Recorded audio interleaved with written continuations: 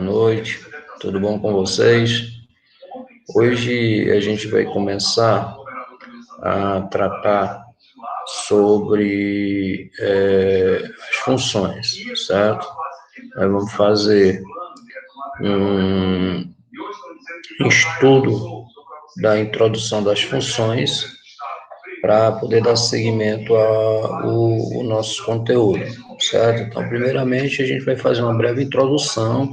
Esse conteúdo está no livro didático, lá na página 217, 216, 217, nosso livro, só que por enquanto eu não vou utilizar essa primeira parte do livro, não. Então, eu quero que vocês acompanhem pela videoaula, certo? A ideia do que vem a ser funções. Então, vamos lá. A gente vai dar alguns exemplos de situações do dia a dia que nós utilizamos para poder conceituar o que vem a ser as funções, tá bom? Então, veja só, o consumo de gasolina de um automóvel é função da velocidade do automóvel, ou seja, quanto mais velocidade a gente empreende no automóvel, mais gasolina a gente gasta, certo?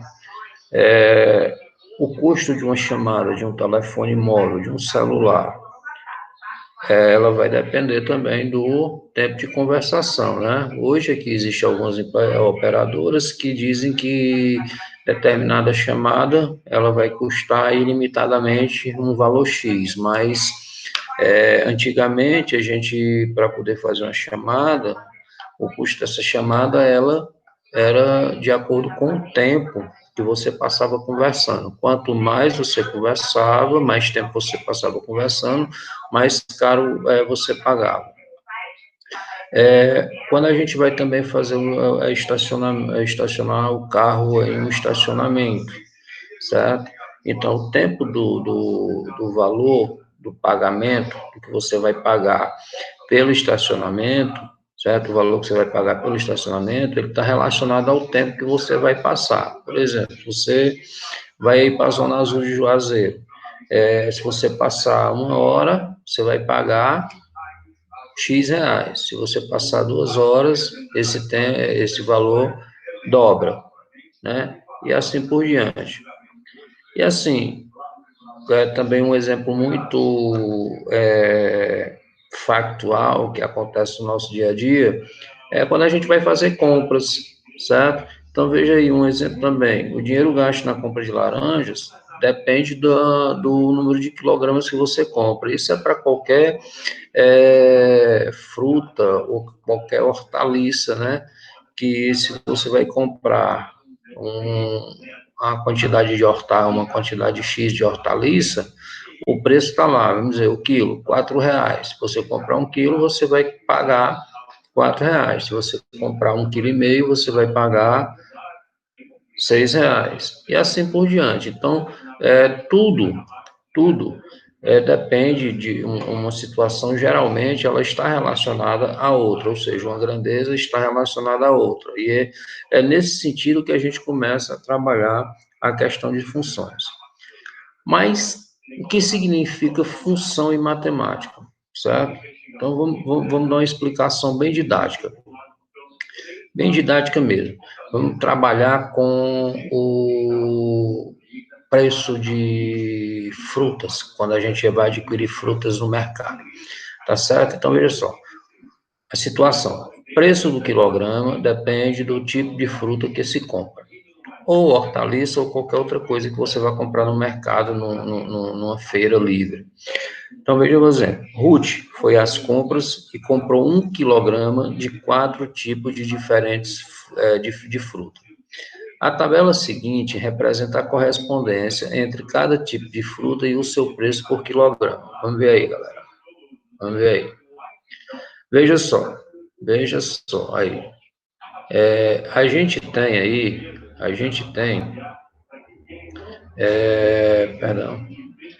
tem uma tabela que diz assim, tipo de fruta. Aí tem aqui o tipo de fruta, laranja, maçã, pera, figo, certo? E o preço do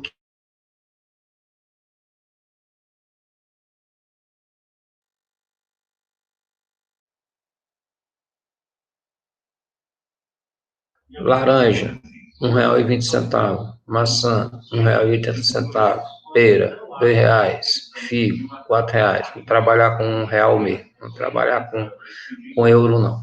Tá certo? Então, veja só. Se designarmos por A o conjunto dos frutos, então a gente vai chamar isso aqui, ó, A de conjunto dos frutos, certo? Laranja, maçã, pera e figo.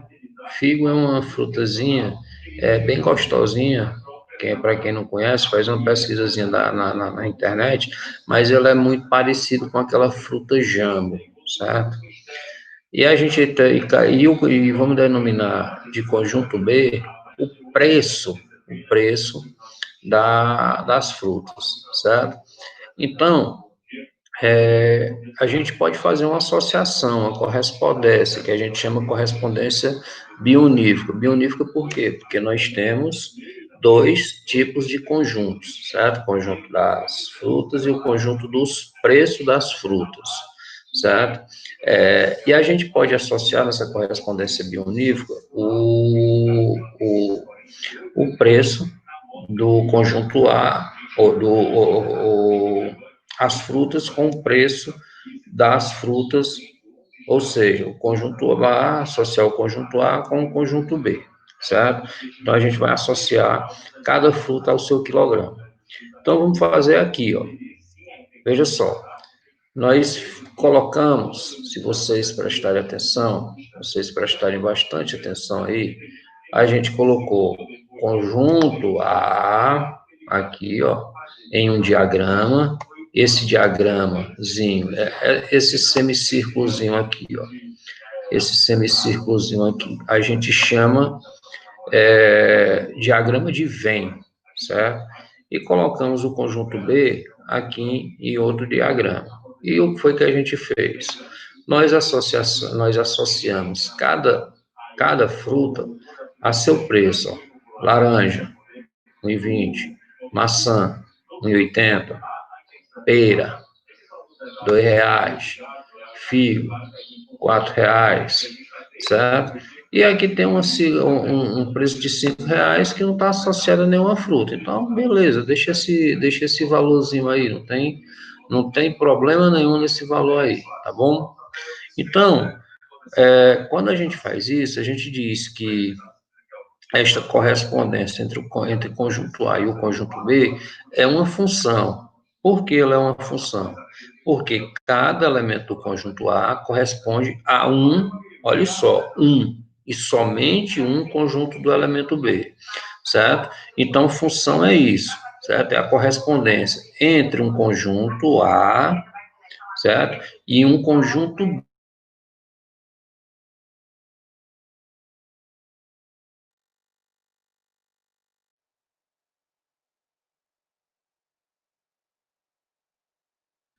B. Vou só exemplificar. Por exemplo, se a laranja ele tivesse associado a esse valor aqui de R$ 5 e tivesse associado esse valor de R$ 1,20, não seria função, certo? Seria função somente se, como está dito aqui, ó, cada elemento do conjunto A estivesse associado a somente um elemento do conjunto B. Então, nesse caso específico aqui, ele é função. Vamos dar só uma olhada aqui na página anterior. Então, vocês estão vendo aí, ó, certo? O preço das frutas, e aqui a gente está vendo, certo? Ela no diagrama. Então, a função, ela é muito mais representada dessa forma aqui que está colocada, tá certo? Através de diagrama. Mas existem outras formas. A gente tem aí a tabela, que a gente está representando uma função também, ó. A gente pode chamar isso aqui, ó, isso aqui de conjunto A, certo? E a gente pode chamar isso aqui de conjunto B, que é o preço, mas ela é muito mais associada ao diagrama, é muito mais fácil da gente visualizar, certo? Então, olha só, mais uma vez o conceito da definição de função. Dizemos, certo? Olha só, vou colocar só, falar da observação. Dizemos que esta correspondência entre o conjunto A e o conjunto B é uma função. Então, função, por que é que ela é uma função? Porque a cada elemento do conjunto A, que está bem aqui, ó, vocês podem ver, olha o mouse passando aí na frente, cada elemento do conjunto A está associada a um único elemento, perdão, novamente, está associada a um único elemento do conjunto B, certo? Se estiver associado, se os elementos do conjunto A, cada elemento do conjunto A, estiver associado a mais de um elemento do conjunto B, não é função, beleza? Sigamos. Então, numa função, estes conjuntos têm nomes especiais. Então, assim, ó, vamos lá. Conjunto A, conjunto B. Os elementos do conjunto A, os elementos do conjunto B e a associação entre os elementos do conjunto A e os elementos do conjunto B. Então, veja só. Ao conjunto A, ao conjunto A, ao conjunto A, ao conjunto A, chama-se domínio, ó. Conjunto A a gente chama ele de domínio, certo? Conjunto A a gente chama ele de domínio. E ao conjunto B, chama-se conjunto de chegada, certo? Conjunto de chegada. Então, veja só, pessoal. Se ao conjunto A gente chama de domínio e ao conjunto B a gente chama de chegada, os elementos do conjunto B são chamados de contradomínio. Conjunto A, domínio, certo? Conjunto A, domínio, conjunto B, contradomínio. Então, conjunto A, domínio, e o conjunto B, conjunto de chegada, a gente vai chamar de contradomínio, ou seja, todos os elementos do conjunto B que tem associação, certo? A gente vai, ou melhor, o conjunto B, que são todos os elementos que estão colocados lá, a gente vai chamar contradomínio. Então, aos elementos do domínio chama-se objetos, certo? E aos elementos do contradomínio chama-se imagens, certo? Então, conjunto A, domínio. Conjunto B, contradomínio. Elementos do conjunto A, objetos. Elementos do conjunto B, imagens. Então, a gente precisa aprender isso. Anotem no caderno. Conjunto A, domínio. Elementos do conjunto A, objetos. Conjunto B, contradomínio. Elementos do conjunto B, imagens. Beleza? Tranquilo? Então, veja só aqui, ó, só voltando. A gente tem aqui os objetos, certo? O domínio, certo? O domínio, que é o conjunto A, e os elementos do conjunto A, que são os objetos. O contradomínio, certo? Contradomínio são todos os elementos que estão dentro do conjunto A. Porém, a imagem só são os elementos que estão associados a algum elemento do conjunto A, certo? Então, todos os elementos são chamados de imagem, certo? São chamados de imagem, ou melhor, perdão, todos os elementos são chamados de contradomínio, aqui, ó, do conjunto B, então são todos os elementos que pertencem ao conjunto B, é chamado de contradomínio. Porém, imagens só são os elementos que estão associados a algum elemento de A, certo? Então, tem que tomar bastante cuidado com isso. Se perguntar, se eu chegasse a perguntar, a imagem dos elementos do conjunto B é 1,20, 1,80, 2, 4 e 5, estaria errado. Por quê? Porque o 5 não está associado a nenhum elemento do conjunto A, tá bom? Então, vamos dar seguimento. Então, veja só, vamos mais uma exemplificação. A gente tem aqui, ó, o domínio, laranja, pera, maçã e figo, que são os elementos do conjunto A, que são chamados de objetos, certo? E o contradomínio, certo? Que aqui está representado por D', ou pode ser representado por CD, certo? O contradomínio pode ser representado por CD, certo? Ou D', certo? Ou o D', que tá colocado aí para como vocês estão vendo. D', estou conseguindo aqui escrever, não sei o que está acontecendo. D', como está colocado aqui.